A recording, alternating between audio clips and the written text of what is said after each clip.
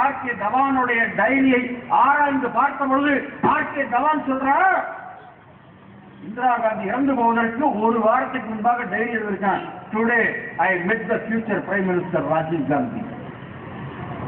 ஏன்னா ஆர்கே தவானுடைய டைரி எழுதியிருக்கான். டுடே இந்திரா காந்தி அம்மா இறந்து போவதற்கு ஒரு வாரத்துக்கு முன்பாக today I met the future Indian prime minister Rajiv Gandhi. நாங்கள் சொல்கிறோம், இந்திரா காந்தியினுடைய கொலையிலே சோனியா காந்தியினுடைய சதி இருக்கிறது. ராஜீவ் காந்தி கொலை வழக்கில் என்னுடைய மானசீக தலைவன், இந்த உலகத்தில் இருக்கக்கூடிய தமிழ் இந்துக்களுடைய ஒரே ஒப்பந்த தலைவன் என்னுடைய அண்ணன் பிரபாகரனை குற்றவாளியாக காட்டுகிறார்களே. விடுதலை புலி இயக்கத்துக்கு தடையா? போடா மழையா, நீ போடா கேச. நாங்க இன்னைக்கு வரைக்கும் புலிதாண்டா, நாங்க புலிதான், நாங்கள் இந்து புலிதான். என் தலைவர் மானசீக தலைவர் பிரபாகரன் தான், என் அரசியல் தலைவர் அர்ஜுன் சம்பத் தான். நீ போடு வழக்க. பிரபாகரனை குற்றவாளியாக காட்டி இந்த அமைப்புக்கு இன்னைக்கு வரைக்கும் தடை வச்சுக்கிட்டு இருக்கான். போலீஸ் மீடியா வாழ்க்கை ரொம்ப அபாரம் எடுத்துக்கிட்டு இருக்காங்க. ரொம்ப மகிழ்ச்சி. எங்க முகத்தை நல்லா கொஞ்சம் பார்த்துருக்கு. போலீஸ் மேக்க வரும்போது போட்டது என் கொண்டாட்டி வரும்போது சொன்னா பேரல் ஒளி போட்டு போனாங்க. போலீஸ் மீடியா இருக்கு, அதையும் போட்டது இருப்பேன் நான். என் தலைவர் பிரபாகர குற்றவாளிகளுடைய நரசிம்மராவ் ஆட்சிக்கு வருவதற்காக நரசிம்மராவினுடைய ஆத்மார்த்த நண்பன் சந்திராசாமி மூலமாக சதி நடக்கவில்லையா? அதன் பிறகு அதே நரசிம்மராவ் அந்த கட்சியை சோனியா காந்தியிடம் ஒப்படைத்து விட்டு போகவில்லையா? ஆனா நரசிம்மராவை நான் பாராட்டின ஒரு விஷயத்துல, அவன் உண்மையான ஆர்எஸ்எஸ் தான். பாபர் மசூதி இடிக்கப்பட்ட பொழுது நாங்க எல்லாம் போய் குமிஞ்சிருக்கோம். பயங்கரமான போலீஸ் செக்யூரிட்டி. கரெக்டா முந்தின நாள் கூட்ட பேராமிலிட்டரி ஒர்க்ல வெளியே வர சொல்லிட்டான். என் தலைவர் கல்யாண் சிங் எங்க முதலமைச்சர், நாங்க பார்த்தா போலீஸே இல்லை அப்படின்னு பாக்குறோம்.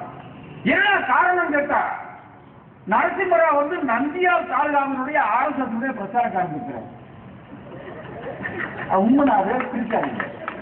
நந்தியால் காளிதாசனுடைய நரசிம்மராவ் பாரம்பரியத்தினுடைய பிரச்சாரக்கு அடுத்த வாரம் யூனிவர்சிட்டி வீட்டில் பத்திரிகையில போறான். நரசிம்மராவ் தனவேஸ்வர நிற்கிறார். போட்டவே போட்டான். அடுத்த வாரம் டிசம்பர் 6 முடிந்து அடுத்த வாரம் பத்திரிகையில யூனிவர்சிட்டி வீட்டில் பிரிட்டிஷ் நந்தி அதனுடைய ஆசிரியர் மிகப்பெரிய புக்கு ஒரு கலை போட்டா முதல் தமிழ்நாட்டில் போட்டான். போட்டா பாருங்க. நாங்க அப்பதான் பார்த்தோம்,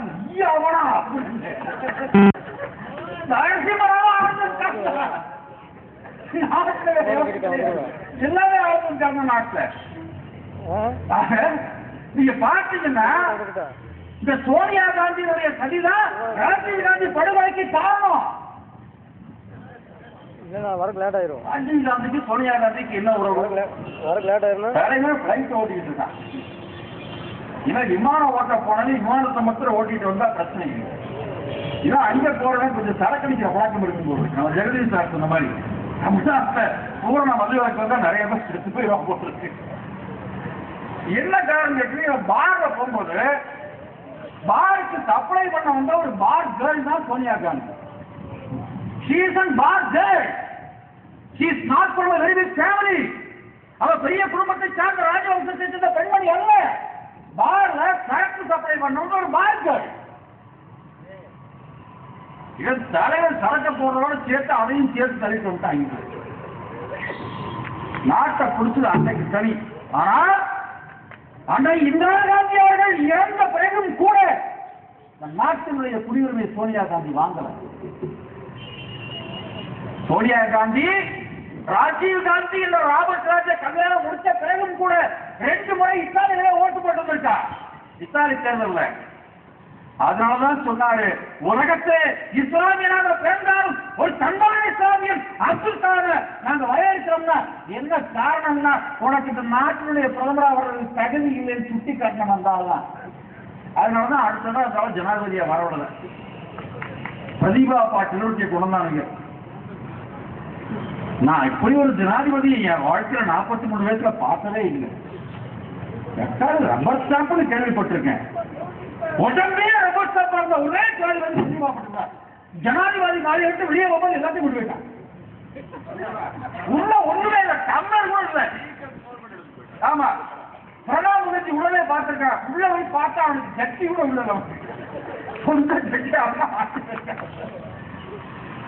ஆக இந்த காங்கிரஸ் கட்சியினுடைய ஆட்சியை வைத்துக் கொண்டு எப்படி நதிநீரை இழைப்பது? போடா மானமுள்ள காங்கிரஸ்காரன், திராவிட முன்னேற்ற கழக சூறாவளியில் போ, குஜராத்துக்கு போ, போடா கேரி போடா, போய் மோடிய போய் பாடுறாங்க. அவன் தான் அந்த தேசத்தினுடைய தலைவர். டேம் கட்டுக்கு பிரச்சனை பண்ண 100 கிராமம் அடிபடும். 100 கிராமத்துக்கு ஆளுகளுக்கு 10 கொண்டு வச்சு டேம் கூட கட்டிச்சிருக்காங்க. 24 மணி நேரம் மின்சாரம் வச்சு கிடையாது. எவனுக்கு இலவச டிவி கிடையாது, எவனுக்கு இலவச மிச்சி கிடையாது, ரெண்டு கிடையாது, ஆடு கிடையாது, மாடு கிடையாது, இலவசமா கோமனம் ஜட்டி எதுவும் கிடையாது. இங்க தமிழ்நாட்டுக்காரர் இருக்காம பாருங்க, அடுத்த வாரம் தேர்தல் அறிவிச்சா வீட்டுக்கு ஒரு இலவச ஜட்டி வாங்கப்படும் அப்படின்னா அதுக்கு ஓட்டு கொடுப்போம். நாம ஷேவிங் பண்றதுக்கு ஆளுக்கு ஒரு இலவச ரேஷன் வழங்கப்படும் அதுக்கும் ஓட்டு போடுவான். நான் பாருங்க, இந்த கழகங்கள் அடுத்த தேர்தல் அறிவிக்க போறான் பாருங்க. நான் சொல்றது நடக்க பேர மாட்டிக்கிறேன். வீட்டுக்கு ஒரு மாறுதி காரன் டிரைவர் ஃப்ரீயா கொடுக்க போறான்.